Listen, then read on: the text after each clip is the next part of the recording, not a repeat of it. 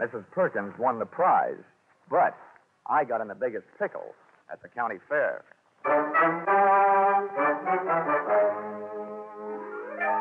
This is another in the adventures of America's fabulous freelance insurance investigator, Johnny Dollar. At insurance investigation, Johnny Dollar is only an expert. At making out his expense account, he is an absolute genius.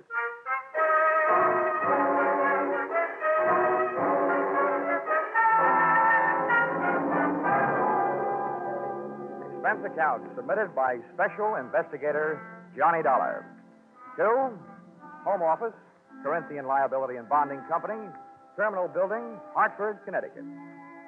The following is an accounting of my expenditures during my assignment as bodyguard to Grand Blue Ribbon Champion, Spotted Poland China Hog, Rosie Barron of Iowa.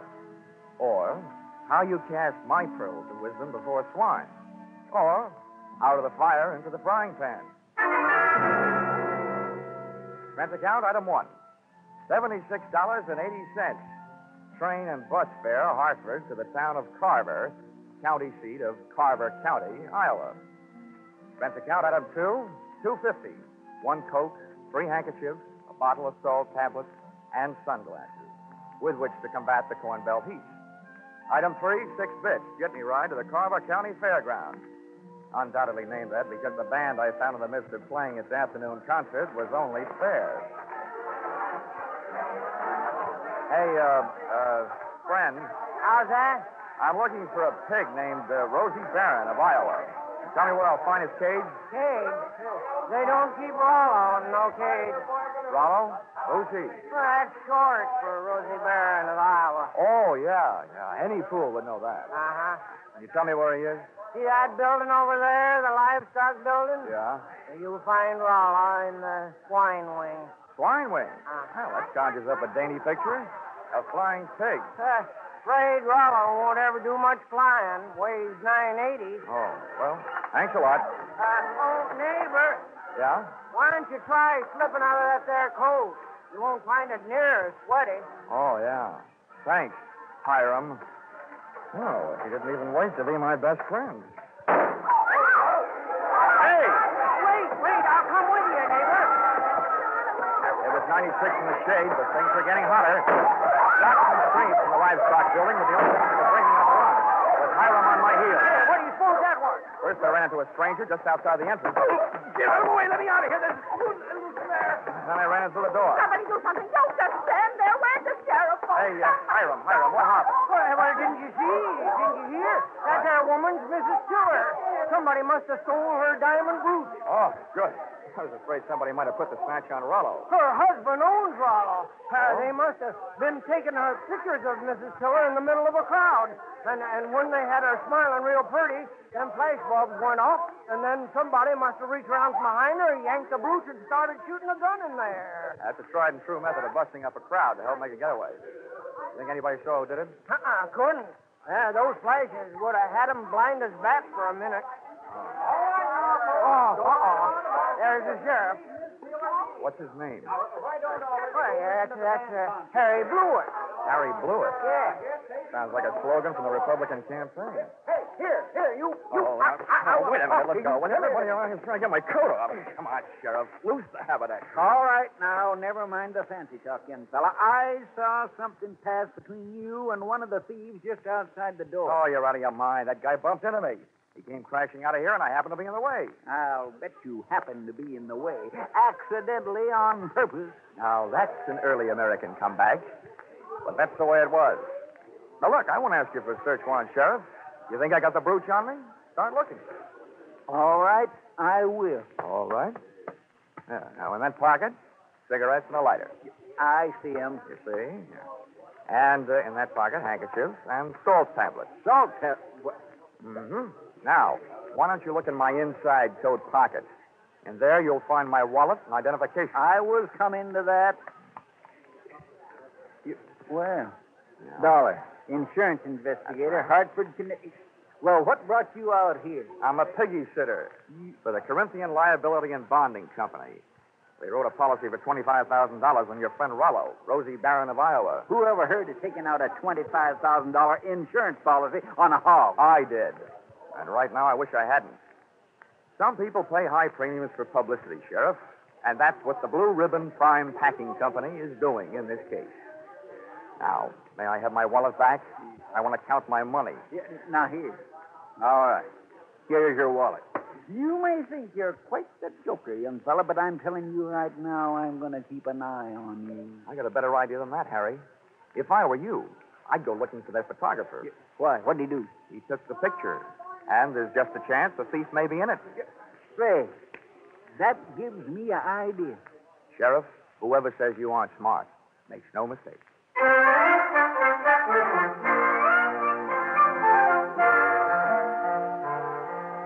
Rollo, the prize porker, wasn't hard to find. First, I followed a few signs. Then it was a matter of closing in on a contented series of juicy, slurping grunts that came blurping up out of a succulent mound of Louisiana yams. Rollo was all fat and a yard wide, but his table manners weren't much. He didn't look very smart, but he sure looked healthy. 980 pounds on the hoof. A fine figure of a pig. Pardon me, miss. Could you tell me who's in charge around here?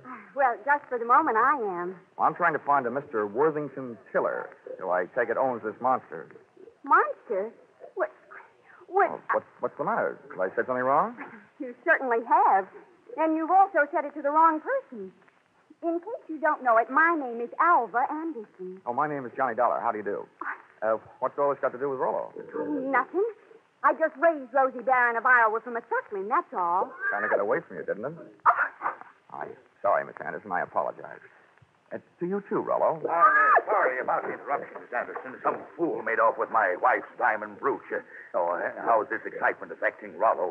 I hope he hasn't lost any weight. Well, you took it very well, Mr. Tiller. Oh, good. This gentleman wants to see you, Mr. Dollar. Oh? Yeah. Yes. Oh, from the insurance company. That's Good, right. good. Well, I'm glad you're here. We'll have your picture taken right away with my wife and Rollo. Oh, it'll make grand publicity for Blue Ribbon Prime Packers. Oh, I don't mind having my picture taken. Just so long as your wife doesn't mind having people pinch her diamond brooches. Oh, well, now, don't worry about that. It was fully insured. Oh, that kind, The thing I want you to worry about is Rollo here. As president of Blue Ribbon, I paid Miss Anderson $10,000 for this magnificent swine, and I don't want anything to happen to it. You bought him for $10,000, insured him for $25,000, and you don't want anything to happen to him? Well, I don't mind paying those exorbitant premiums when I get back the kind of publicity this will bring in. I can see it in the papers now. America's fabulous insurance investigator, Johnny Dollar, sent from Hartford, Connecticut to guard the life of that fabulous prize swine, Rosie Barron of Iowa. Well, Mr. Tiller, I don't mind getting my name in the paper for a pig, just so long as it is not in the obituary column. I just couldn't stand having my tombstone read, Johnny Dollar no longer am. He gave up his life for a great big ham.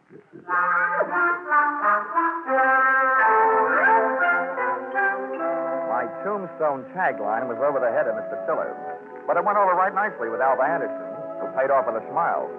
I parlayed that into a conversation that helped me pass the time while guarding Rollo, the poor man's blue boy. By the time it was over, Alva knew a lot about me, and I knew a lot about pigs.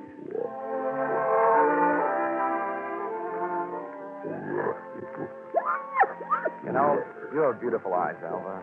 Mr. Dollar, do you know it's really interesting about the origin of swine? Why, it's estimated that the Chinese people domesticated swine about 2900 B.C.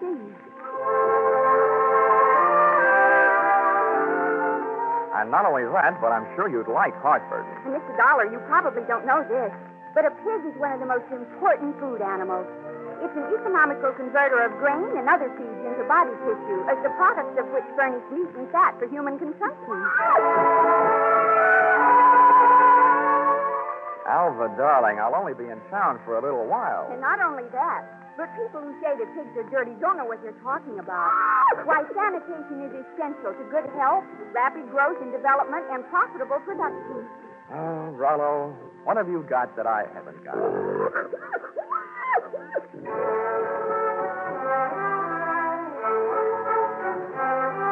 I still don't know whether Alva stuck stuck around because of my charms for Rollo's. But she was still there at the changing of the guard when Mr. Tiller, in person, came to relieve me long enough for a trip to the dining hall. And what do you think they had for dinner? What else? Baked ham. Oh, dinner was wonderful, Johnny. Coming from you after eating baked ham, that sounds practically cannibalistic. Oh, Johnny, stop. More coffee? No, I've had it. Alva, you know, there's something I've been trying to say to you for the past 5 hours. Yes, Johnny? Well, it's just that, well, I want... What? Oh, Mr. Sheriff. Oh, why doesn't he blow his siren? Well, I have to be going. It's time to get Rollo ready for the winner's parade past the grandstand. I'll just run along. I'll just go with you. Dollar, I want to talk to you. Well, I'll see you later, Johnny. Yeah. Well, Sheriff, Hey, you being a sort of investigator, Dollar, I knew you'd be interested in my message. you're sure interfering with mine. Hmm? Yeah. Oh, well, do you know what I did? What? I found that photographer, had that picture developed, and rushed it up to the state capitol. And they just called me. Dollar, there's a known criminal in that photo. He's got that brooch, and he's on the loose. Do you know what that means? Yeah. It means that you shouldn't be sitting here talking to me. Who is this villain? They say he's... Ooch over here. Yeah. What? They say he's known as Little Rocky. Originally hailed from Arkansas. You'd know him if you saw him. He's the fella that bumped into you. Oh. I want you to help me look for him. I take only one job at a time, Sheriff. Right now, I got to take to mine. And there goes the Grand March. Boy, in case I'm interested later, how much do you pay your special deputies a day? $7. And expensive. Sheriff Blewett, I'm afraid that blows it.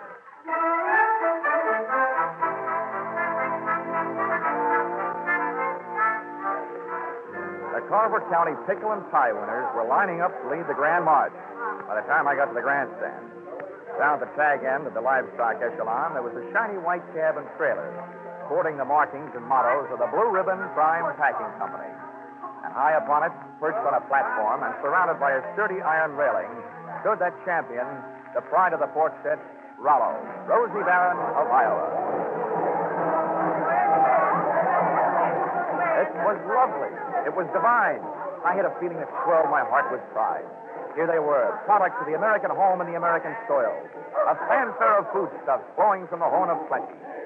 Just because of my association with Rollo, I felt that I was playing some small part in this gallant parade as it was started the first leg of its journey. It was inspiring. It was thrilling. It was... Boing! All of a sudden, it was downright frightening. As Rollo's chariot rolled by, I got an eyeful of its driver. It was my comrade in collision, the guy who had put the snatch on Mrs. Tiller's diamond, Little Rocky from Arkansas. I added to my treasury of thankless tasks by trying to pin a tackle on a 5-ton truck. I got a door handle with one hand, running low with one foot, and a spout and a seat from an unexpected adversary. Knock him loose, Milo. He's on the running board. Hey, what? I was flat on my back. Everybody was screaming and hollering. The truck went crashing to the fence. And Rollo, Rosie Barron of Iowa, was one little piggy who wasn't staying at home.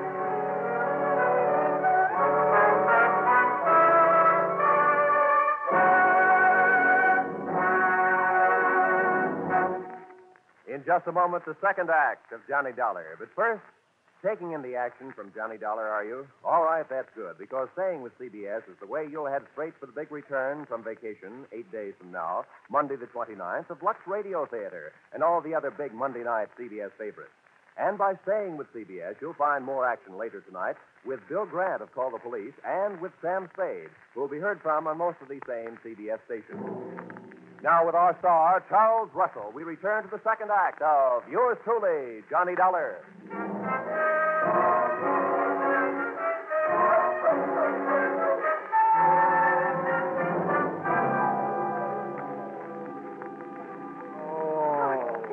Johnny, are you all right? Can you get up? Oh, the spirit's willing.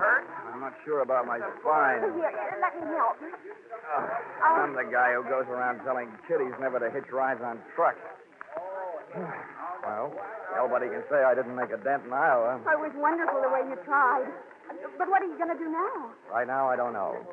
The only place I can think of at the moment where I might find a hot pig is a barbecue stand. Oh, this is no time to be funny. Well, look, up until now, all the laughs are on me, kid, so let me be the judge, huh? Huh? Well, what are you going to do? Well, first I'm going to practice my arithmetic and see what adds up. You can't unload a stolen pig in a pawn shop. So, question number one is, where do you unload it? Where would you go? Well, where would I... Well, I'd never thought of it. Well, here's what I figured. The Rollo on the hoof is too well known to peddle for anything like the dough he's really worth. I mean, he's not like a big diamond that you can cut up and live. Or is he? What is the going price on pork? The market this morning was at $23.50. Oh, well, that kind of money hardly sounds like Little Rocky's kind of project. But maybe he thinks it's tough. By the way, Alva, have you ever been in Arkansas by any chance? Why'd you ask? Just wondered. Hey, Dollar, just a minute. I want to Oh, talk to you. Barnyard bloodhound himself. Yeah, Sheriff? Would you mind, Alva? I was just leaving. How can she be that cold on such a hot night? Huh? What's bothering you, Sheriff? I saw your little performance, Dollar, when you leapt at that truck. Just how hard was you really trying? How hard was I...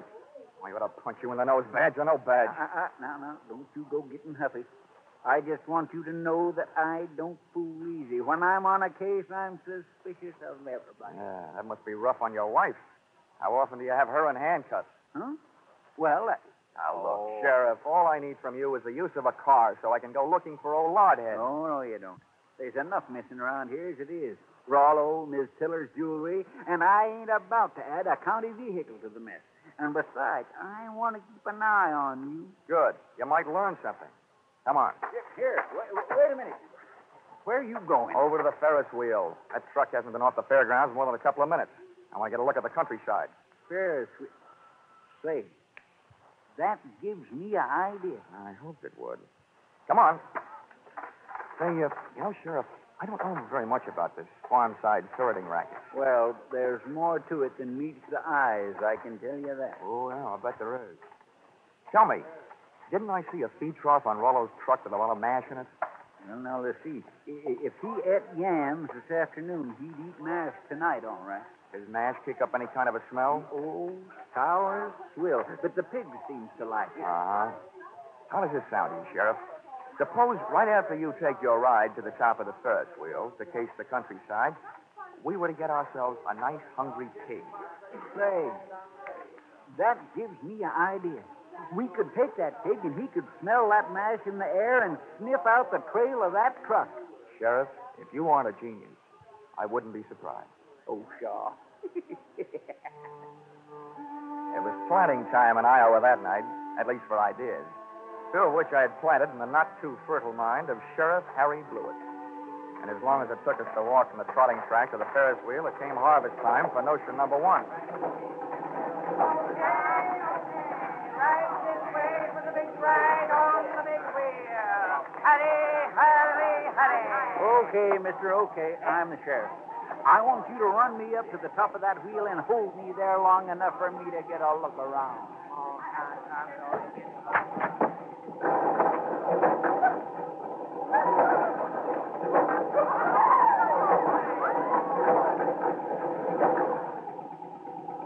When the wheel came to a stop with Harry Blewett sitting in his little cage at the top, I pulled a low trick on a high sheriff. I bought a pink lemonade from the juice stand next to the Ferris wheel, walked over to the motor that rolled the big heap, unscrewed the cap on the gas tank, and gave it a big, long drink.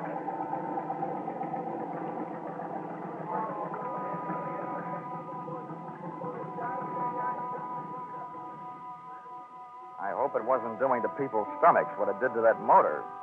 You might well remember this harmless little deceit the next time you have occasion to get rid of a sheriff.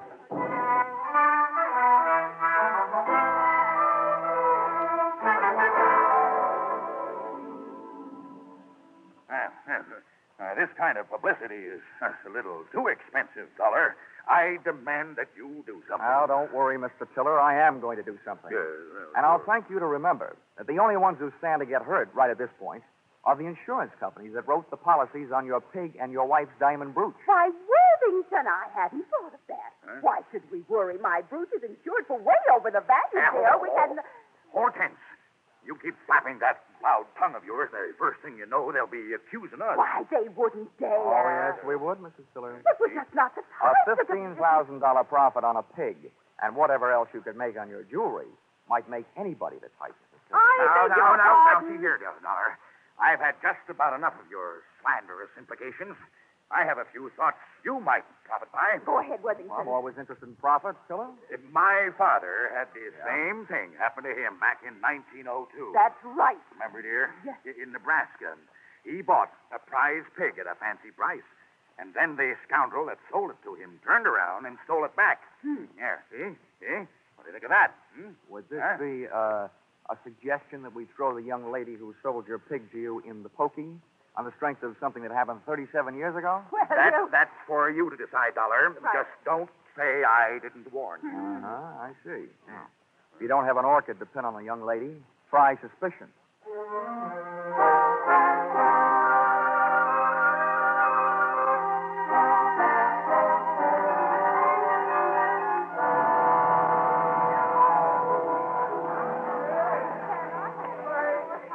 With most of the crowd packed in the grandstand watching the free attraction, I had a good chance to scout the fairground for Alva Anderson, from whom I wanted to learn a little bit more about the habits of not only pigs, but their ex-owners. A trail led me past the home-baked cakes, hybrid corn, the watermelon pickle, tractor and harrow exhibits, and all the way back to where I first met her, Rollo's pen in the swine wing of the livestock building. But when I got there, Rollo's cupboard was bare. Alva was leaving for the rear door in the company of a small, tough-looking gent carrying a sack over his shoulder. Name of Little Rocky from Arkansas. I could hardly believe it, but they piled into a car and hauled off up the road. At the risk of adding one last insult to the most recent injury I'd inflicted upon Sheriff Blewett, I stole his car and went dusting up the highway in hot pursuit. There's nothing easier to follow than a red taillight on a clear night. And a bright Mazda Ruby tacked onto the rear of Little Rocky's car led me around the village of Carver and 11 miles out to the pastures to a shack hidden in a grove of elm trees 100 yards off the road. I parked the car and legged it in. From 25 feet away from the house, I could crawl the roll through an open window. They were all there. Little Rocky, a strong-arm man who would knock me off the running board, Alva Anderson, and last but not least, there was Rollo, all 980 pounds of them, and most important to me, still alive. Here you are, Milo, you stupid clown. Oh, stop. This is all the sweet potatoes that was left. First to go through them, and then we'll be ready for you, Alva. Oh, but I told you I don't have it.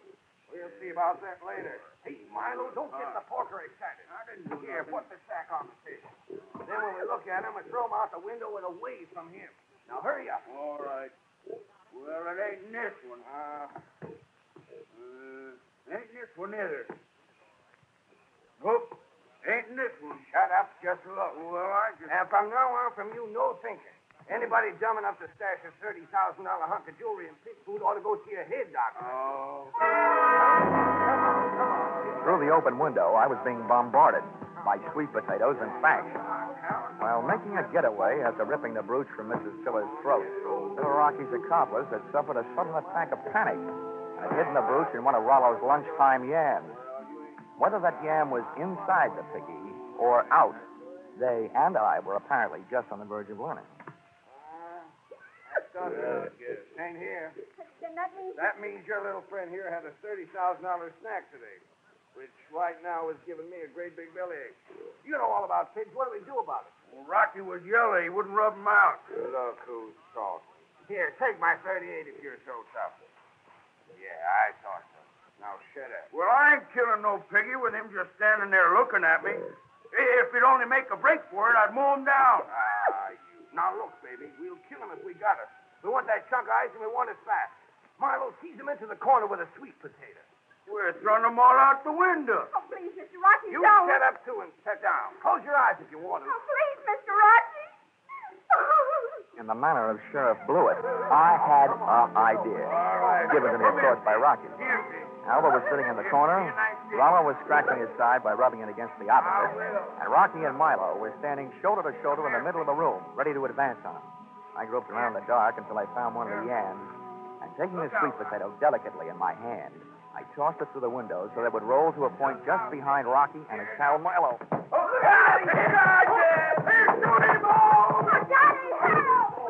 Rollo took my bait and, getting to it, knocked his two would-be executioners in a heap on the floor. I took over from there, jumping to the window and applying a kitchen chair dutifully to the... There he is. Reduced reducing enemies to a state of unconscious surrender. They gave out. Alba gave up. And Rollo gave me a dirty look.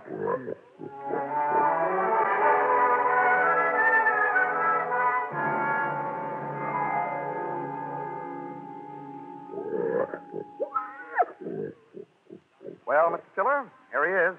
Safe and sound, good as new, fat and sassy. Well, good. Congratulations. And not only that, but in him someplace, he not only has a good fighting heart, but also that diamond brooch of your wife's. Oh, yes, very interesting. Well, I'd better go charter a plane. Rollo is due in Kansas City at noon tomorrow. Oh, but it might upset him, Mr. Tiller. Rosie Barron of Iowa's never flown before. He might lose weight. Yeah, what's the big hurry to get him to Kansas City? He booked for a personal appearance? Oh, no. No, hardly that. He's due to be slaughtered at a special ceremony. All the plans are made. Oh, I wouldn't want to disappoint my boys. They've been looking forward to this. How do you like that? Why, it's almost murder. Poor Rollo. Oh, Johnny.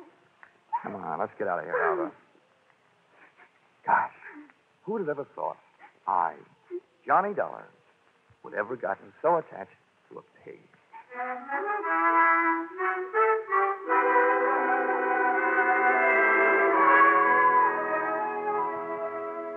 Expense account, item 4, $350. Dinner for Alva and me. A vegetable dinner, by the way. And speaking of that, reminds me, if you find a $30,000 brooch in a pork chop, it'll only mean that the Blue Ribbon Prime Packing Company didn't have much luck when they went looking for it. Expense account item 5, $20. One new gold-plated badge, which I sent to Sheriff Harry Blewett, appeasement, for having stranded him atop that Ferris wheel, for stealing his car, and for suggesting that he use a hungry pig for a bloodhound. Oh, the porter followed the mash scent, all right. Next morning, they found Sheriff Blewett searching an old mash factory, 8 miles the wrong side of town. Item 6, $76.80.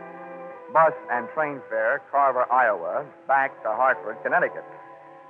Well, I'm still wondering every morning at breakfast time, what else can you eat with eggs? Except ham or bacon or sausage. And maybe you don't think that's a problem, having known a certain champion named Rollo, Rosie Barron of Iowa. Yeah, expense account total $1,463. Yours, truly, Johnny Dollar.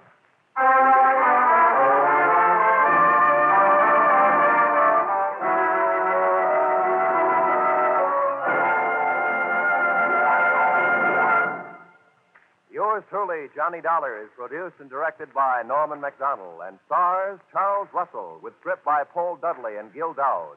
Featured in the cast were Parley Baer, Sammy Hill, and John Dehner, with Junius Matthews, Ann Morrison, Jack Kruschen, and Paul Dubov. Pinto Colvig was Rollo. The special music is written and conducted by Leif Stevens.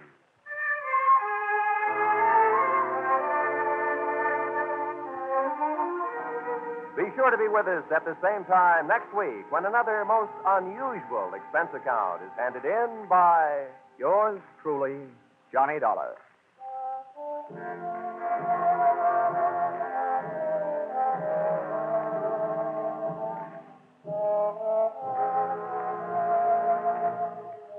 Your Hit Parade on Parade will be back tonight in the familiar CBS Jack Benny time with the great tunes of August 12 years ago, Sweet Leilani and Where or When.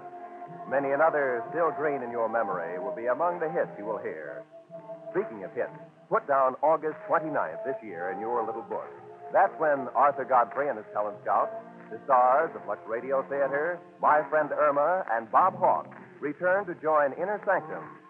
So make your Monday nights a regular date with CBS. This is Roy Rowan speaking. Stay tuned now for your Hit Parade on Parade. This is CBS, the Columbia Broadcasting System.